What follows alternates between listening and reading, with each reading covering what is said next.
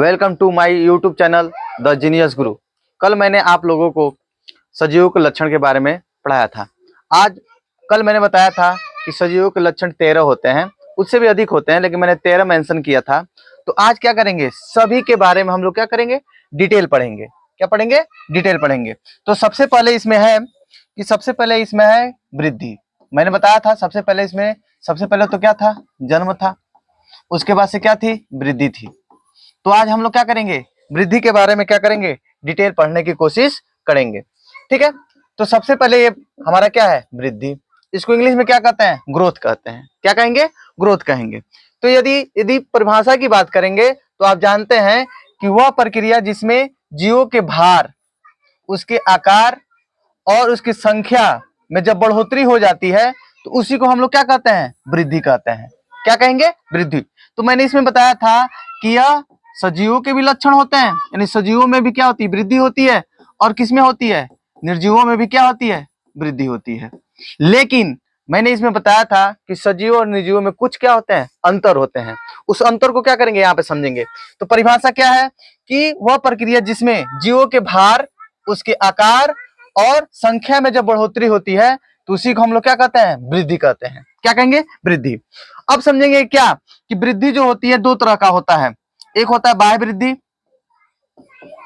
क्या होती है, बाह्य वृद्धि। तो बाह्य वृद्धि जो होती है वो किसमें होता है, निर्जीवों के अंदर होता है। किसमें होता है, निर्जीवों के अंदर। इसमें क्या होता है कि बाह्य वृद्धि का मतलब ये होता है कि बाहर से कोई भी पार्टिकल्स, धूल के पार्टिकल्स, पत्थर के पार्टिकल्स, वो आके क्या होते हैं, बाहरी सतह पर क्या होते हैं, जमा होने लगते हैं। और जमा होने के कारण क्या होता है कि वो लंबाई में वृद्धि हो जाएगा, उसके क्या होगा, भार में वृद्धि हो जाती है, उसके आकार में वृद्धि हो जाती है। तो ऐसे वृद्धि को हम लोग क्या कहते हैं, बाह्य वृद्धि, जो किसमें होती है, निर्जीवों में होती है। लेकिन हम लोग में क्या होती है, आंतरिक वृद्धि। क्या होती है, आंतरिक वृद्धि होती है। क्या होती है, आंतरिक वृद्धि। क्या होता है, हमारी जो भी भार होता है या हमारी लंबाई होती है, जब तक कोशिका का विभाजन नहीं होगा तब तक हम लोग में ना तो लंबाई बढ़ेगी और ना ही हमारे आकार में और ना ही हमारे भार में क्या होती है, वृद्धि होती है। तो क्या होता है, इसमें क्या होगा, कोशिका विभाजन होती है। कोशिका विभाजन होता है। और जब कोशिका विभाजन होती है तो हम लोगों में, किसमें, सजीवों में, किसमें, सजीवों में क्या होता है, हम लोग में आंतरिक वृद्धि होती है। क्या होती है, आंतरिक वृद्धि, जिसमें क्या होता है, भार, आकार और किसमें, संख्या में क्या होती है, वृद्धि होती है। इंटरनली, इसको कहते हैं इंटरनली। तो क्या होता है, सजीवों में आंतरिक वृद्धि, लेकिन जो सजीव मतलब निर्जीव होते हैं उनमें कौन सी वृद्धि होती है, बाह्य वृद्धि होती है। ठीक। अगला पॉइंट समझेंगे कि इसमें क्या होता है कि पादपों में वृद्धि जीवन प्रयत्न होती है। पादप हमेशा बढ़ते रहते हैं। आप देखते होंगे उनके जो जड़ें होते हैं वो प्रॉपर मात्रा में बढ़ते रहते हैं। उनकी टहनियां होती हैं वो भी क्या होती हैं, बढ़ती रहती हैं। तो पादपों में जो जीवन वृद्धि होती है वो क्या होती है, हमेशा चलती रहती है। लेकिन जो जंतुएं होते हैं, जो एनिमल होते हैं, उनमें जो वृद्धि होती है एक निश्चित समय तक होती है, उसके बाद से क्या होती है, रुक जाती है। जैसे हम लोग क्या होते हैं कि कुछ लंबाई में बढ़ते हैं, उसके बाद से हमारी वृद्धि जो होती है वो क्या होती है, रुक जाती है, उससे आगे बढ़ती नहीं है। लेकिन पादपों में क्या होता है, तो हमेशा क्या होता है, हमेशा क्या होता है, बढ़ते रहते हैं, बढ़ते रहते हैं। तो वृद्धि किसमें किसमें पाई जाती है, तो आप समझते हैं कि किसमें किसमें पाई जाएगी, सजीवों में भी होता है। किसमें होता है, सजीवों में होता है। और किसमें होता है, निर्जीवों में भी होता है। लेकिन निर्जीवों में क्या होता है, उसमें कोई भी बाह्य वृद्धि होती है। और हम लोग में कौन सी वृद्धि होती है, आंतरिक वृद्धि होती है। क्या होती है, आंतरिक वृद्धि। ठीक है। अगला देखेंगे कि अगला इसमें क्या है, इसमें अगला हेडिंग है, कल मैंने बताया था कि अगला हेडिंग है जिसका नाम है कोशिकीय संगठन। क्या है, कोशिकीय संगठन। आप समझते हैं कि कोशिकीय संगठन का मतलब ये होता है कि हमारे शरीर या सजीवों का शरीर या जीवों का शरीर क्या होता है, छोटे छोटी कोशिकाओं से मिलकर क्या होती है, बनी होती है। यदि बात करेंगे इसकी परिभाषा की तो क्या है, इसमें सभी जीवों का शरीर छोटी छोटी कोशिकाओं से क्या होती है, मिलकर क्या होती है, बनी होती है, जिससे जीवों की संरचनात्मक तथा क्रियात्मक इकाई भी कहते हैं। किसे कहते हैं, हम लोग किसे कहते हैं, सेल को कहते हैं। क्या कहेंगे, सेल। यानी इसको हम लोग हिंदी में क्या कहते हैं? कोशिका। क्या कहेंगे? कोशिका। ठीक है, तो आगे इसको देखेंगे, थोड़ा सा आगे देखेंगे, इसके बारे में डिटेल समझेंगे कि क्या होता है। कि आप समझते हैं कि कोशिका, कोशिका हो गया, इसको इंग्लिश में आप लोग बोलते हैं सेल। क्या बोलेंगे? सेल बोलते हैं, आप जानते हैं। अब सेल जो होता है, बहुत सारे सेल मिलकर, बहुत सारे कोशिका मिलकर किसका निर्माण करते हैं? उत्तक का निर्माण करते हैं। किसका निर्माण करते हैं? उत्तक का। टिश्यू का निर्माण करते हैं। किसका निर्माण करते हैं? उत्तक का। बहुत सारे उत्तक मिलते हैं तो क्या बनाते हैं? अंग बनाते हैं। क्या बनाएंगे? अंग, आर्गन बनाते हैं। क्या बनाते हैं? आर्गन। बहुत सारे अंग मिलकर क्या बनाते हैं? अंग तंत्र बनाते हैं। क्या बनाएंगे? अंग तंत्र, आर्गन सिस्टम बनाएंगे। क्या बनाएंगे? आर्गन सिस्टम बनाएंगे। उसके बाद से क्या होता है? बहुत सारे यानी अंग तंत्र जो होते हैं, तब उसके बाद से हमारी क्या बनती है? बॉडी बनती है। क्या बनती है? बॉडी। यानी हमारा क्या बनता है? शरीर बनता है। यानी सजीव का क्या बनता है? शरीर। यानी हमारी सबसे छोटी इकाई क्या है बाबू? कोशिका है। बहुत सारे कोशिका मिलेंगे तो क्या बनेगा? उत्तक बनेगा। बहुत सारे उत्तक मिलते हैं तो क्या बनता है? अंग बनता है। अंग के बाद से अंग तंत्र बनता है, तब हमारी क्या बनती है? शरीर बनती है, बॉडी बनती है। आप जानते हैं कि कोशिका के अंदर जीव द्रव्य होता है। क्या होता है? जीव द्रव्य। प्रोटोप्लाज्म होता है। क्या होगा? प्रोटोप्लाज्म। प्रोटोप्लाज्म के अंदर क्या होता है? प्रोटोप्लाज्म में बहुत सारे बायोकेमिकल होते हैं। बायोकेमिकल होते हैं, बहुत सारे क्या होते हैं? बायोकेमिकल। बायोकेमिकल आपस में मिलकर क्या बनाते हैं? कंपाउंड के जैसे रहते हैं। कंपाउंड के जैसे होते हैं। बहुत सारे कंपाउंड जो होते हैं वह किससे बने होते हैं? तो वह बने होते हैं किससे? मॉलिक्यूलर से। मॉलिक्यूलर से। मॉलिक्यूलर किससे बना होता है? मॉलिक्यूलर यानी एटम से मॉलिक्यूलर बने होते हैं। एटम किससे बने होते हैं? तो एटॉमिक पार्टिकल से। पार्टिकल से किससे बने होते हैं? Atomic particle. यानी देखा जाए कोशिका में क्या होता है? जीव द्रव्य। जीव द्रव्य में बहुत सारे क्या होते हैं? बायोकेमिकल होते हैं। बायोकेमिकल एक दूसरे में यौगिक के रूप में रहते हैं। वह यह किससे बने होते हैं? तो मॉलिक्यूलर से बने होते हैं। मॉलिक्यूलर किससे बना होता है? एटम से बने होते हैं। और एटम किससे बना होता है? एटॉमिक पार्टिकल से बने होते हैं। यह सबसे मिलकर क्या बनती है? कोशिका। और कोशिका से क्या बनता है? बहुत सारे कोशिका मिलेंगे तो उत्तक बनेगा। उत्तक से क्या बनेगा? आर्गन बनेगा, यानी अंग बनेगा। अंग जब मिलते हैं तो अंग तंत्र बनता है। उसके बाद से हमारे शरीर का क्या होता है? निर्माण होता है। क्या होता है? शरीर का निर्माण। तो इसलिए मैंने यहाँ पे इसमें आप लोग को बताया है कि क्या होता है? सभी जीवों का शरीर छोटी छोटी कोशिकाओं से मिलकर क्या होता है? बना होता है, जिसे जीवों की संरचनात्मक तथा क्रियात्मक इकाई होता है, जिसे हम लोग क्या कहते हैं? एक लाइन में कोशिका। क्या कहेंगे? कोशिका। तो यह क्या है? कोशिकीय संगठन है। तो बहुत सारे शरीर से बहुत सारे कोशिका से मिलकर हमारा क्या होता है? सजीवों का शरीर का क्या होता है? निर्माण होता है। ठीक है, आगे समझेंगे। अगला मैंने बताया था कि अगला हेडिंग है पोषण। क्या है? पोषण है। ठीक, आप जानते हैं कि सजीव जन्म लेता है, उनमें वृद्धि होती है, उसके बाद से उसका शरीर बहुत सारे कोशिका यानी कोशिका से बना होता है। उसके बाद से क्या होता है? सजीव क्या करते हैं? पोषण करते हैं। पोषण का मतलब भोजन करते हैं। जितने भी सजीव होते हैं पृथ्वी पर, जैसे एक कोष की जीव लेते हैं अमीबा। जैसे क्या है? एक कोष की जीव है ना, यह हमारा क्या होता है? अमीबा। अमीबा क्या है? एक कोष की जीव है, लेकिन वो भी क्या करता है? पोषण करता है। क्या करता है? पोषण करता है। हम लोग बहुकोष की जीव हैं। बहुकोष की जीव हैं। हम लोग बहुकोष की जीव हैं। जैसे मान लीजिए मनुष्य हो गया, ये क्या है? बहुकोष की जीव है। वो भी क्या करता है? पोषण करता है, भोजन करता है। क्यों करता है? क्योंकि जब तक हम भोजन नहीं करेंगे तब तक हमारे शरीर में ऊर्जा नहीं बनेगी, और जब तक ऊर्जा नहीं बनेगी तो हमारे शरीर के अंदर जो कोशिकाएं होती हैं वो कार्य नहीं करेंगी। उनको कार्य करने के लिए क्या चाहिए? ऊर्जा चाहिए। तो हम लोग को किसके बारे में डिटेल पढ़ना है? तो पोषण के बारे में पढ़ना है। किसके बारे में? पोषण के बारे में। ठीक है, इसको समझेंगे। इसकी यदि परिभाषा की बात करेंगे तो एक लाइन में समझेंगे, पोषक पदार्थों को लेने की प्रक्रिया को हम लोग क्या कहते हैं? पोषण कहते हैं। पोषक पदार्थों के लेने की प्रक्रिया को हम लोग क्या कहते हैं? पोषण कहते हैं। सबसे आसान है, कहीं इधर उधर देखने की जरूरत नहीं है, एक लाइन में है पोषण किसे कहते हैं। बच्चे सब क्या होते हैं? कंफ्यूजन में रहते हैं, ऊर्जा प्राप्त करने के लिए भोजन करते हैं, ये सब बोलने लगते हैं, लेकिन नहीं, सीधे एक लाइन में क्या है कि जीवों द्वारा वातावरण से पोषक पदार्थों को ग्रहण करने की प्रक्रिया को हम लोग क्या कहते हैं? पोषण कहते हैं, न्यूट्रिशन कहते हैं। क्या कहेंगे? न्यूट्रिशन। अब आपसे पूछा जाए कि पोषक पदार्थ क्या होता है, तो आप जानते हैं, एक होता है पोषक पदार्थ, या इसी को कह सकते हैं पोषक तत्व होते हैं। जैसे हमको भोजन में क्या मिलता है? कार्बोहाइड्रेट, प्रोटीन, विटामिन, खनिज लवण, यह सभी क्या होते हैं?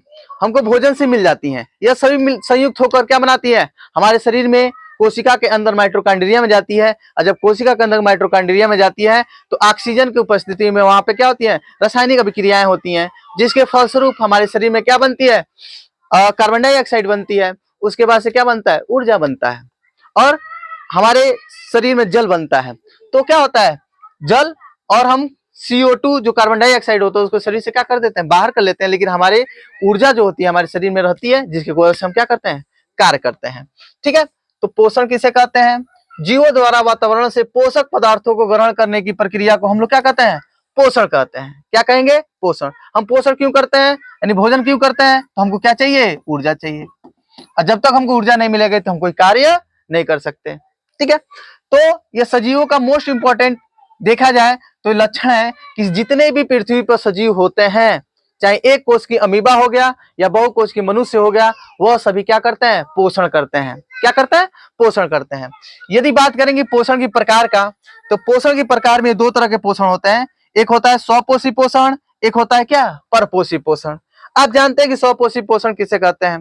तो स्वपोषी पोषण का मतलब ये होता है कि वह पोषण या वह प्रक्रिया जिसमें क्या होता है? कोई भी जीव मतलब जैसे गुलीना हो गया, उसके बाद से पेड़ पौधे, वो क्या करते हैं? प्रकाश संश्लेषण द्वारा अपने भोजन स्वयं बना लेते हैं, दूसरे पे आश्रित नहीं रहते हैं।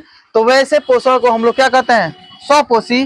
और परपोषी का मतलब ये होता है, पर मतलब दूसरा, जो जीव अपना भोजन दूसरे जीवों से क्या करता है? प्राप्त करता है, तो उन्हें हम लोग क्या कहते हैं? परपोषी कहते हैं।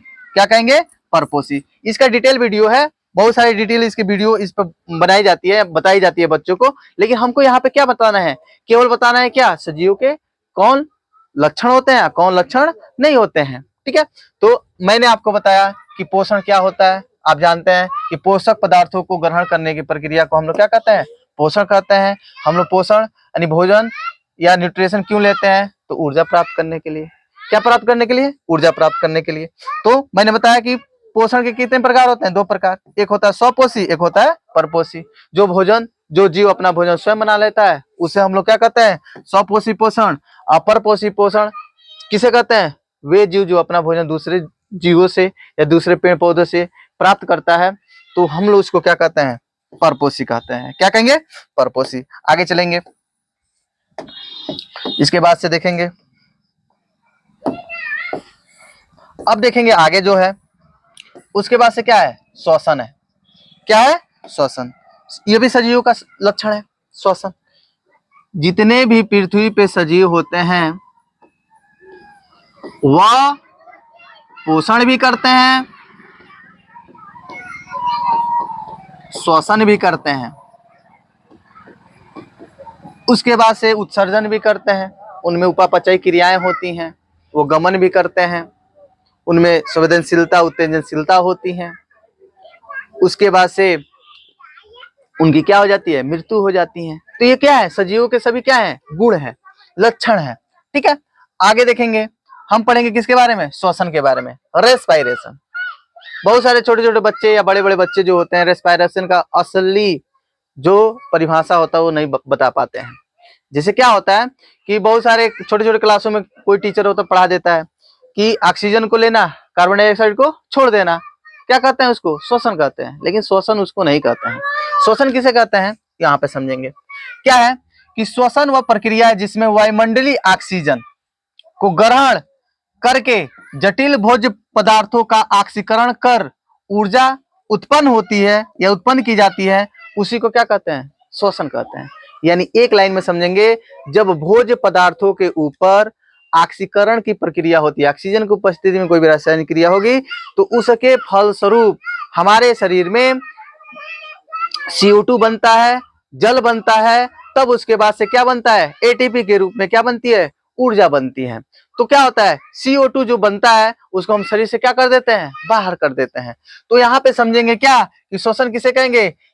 जटिल भोज्य पदार्थ, जटिल भोज्य पदार्थों का क्या होता है? ऑक्सीकरण होता है, तब जाके क्या बनती है? हमारे शरीर में ऊर्जा उत्पन्न होती है। तो उसी को हम लोग क्या कहते हैं? श्वसन कहेंगे। क्या कहेंगे? श्वसन कहेंगे। इंग्लिश में क्या कहते हैं? रेस्पायरेशन। क्या कहते हैं? रेस्पायरेशन।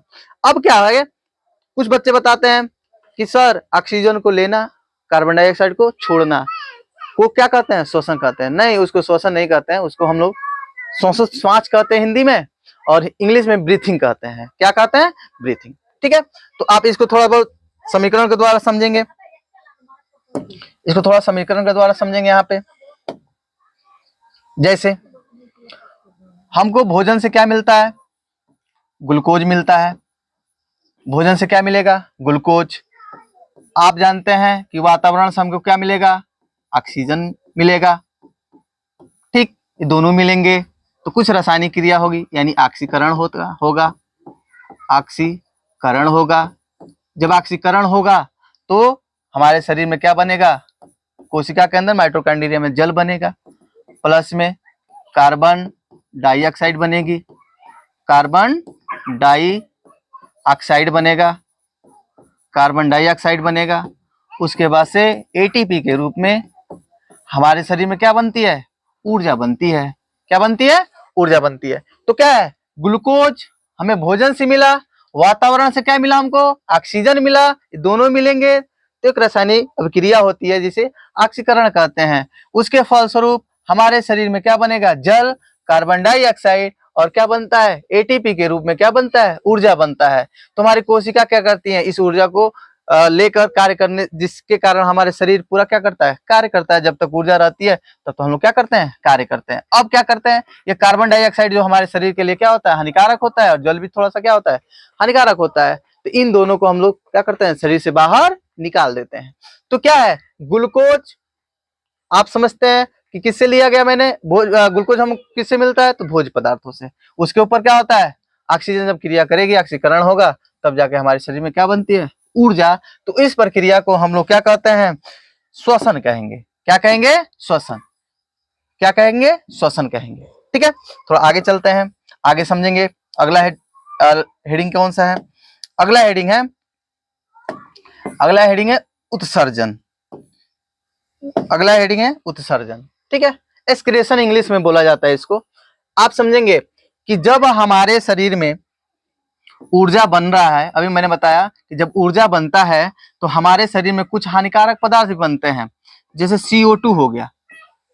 क्या हो गया? CO2, कार्बन डाइऑक्साइड, जो क्या करते हैं? हम लोग समय समय पर शरीर से क्या कर देते हैं? बाहर निकाल देते हैं। तो क्या हो गया? यदि इसकी परिभाषा की बात करेंगे तो क्या होता है? अपशिष्ट पदार्थों को शरीर से बाहर निकालने की प्रक्रिया को हम लोग क्या करते हैं? उत्सर्जन करते हैं। अपशिष्ट पदार्थों को शरीर से क्या कर देना? बाहर निकालना ना। जैसे हमारे शरीर में मल अपशिष्ट पदार्थ है, मूत्र ये भी हमारे शरीर का क्या है? अपशिष्ट पदार्थ है। उसके बाद से क्या है? पसीना ये भी क्या है? हमारे शरीर का अपशिष्ट पदार्थ है। उसके बाद से क्या है? CO2, कार्बन डाइऑक्साइड ये भी हमारे शरीर का क्या है? उत्सर्जी पदार्थ है। यानी कहना मतलब यह उत्सर्जी पदार्थ है। तो इन सबको हम लोग क्या करते हैं? अपने शरीर से क्या कर देते हैं? बाहर निकाल देते हैं। और इसी निकालने की प्रक्रिया को हम लोग क्या कहते हैं?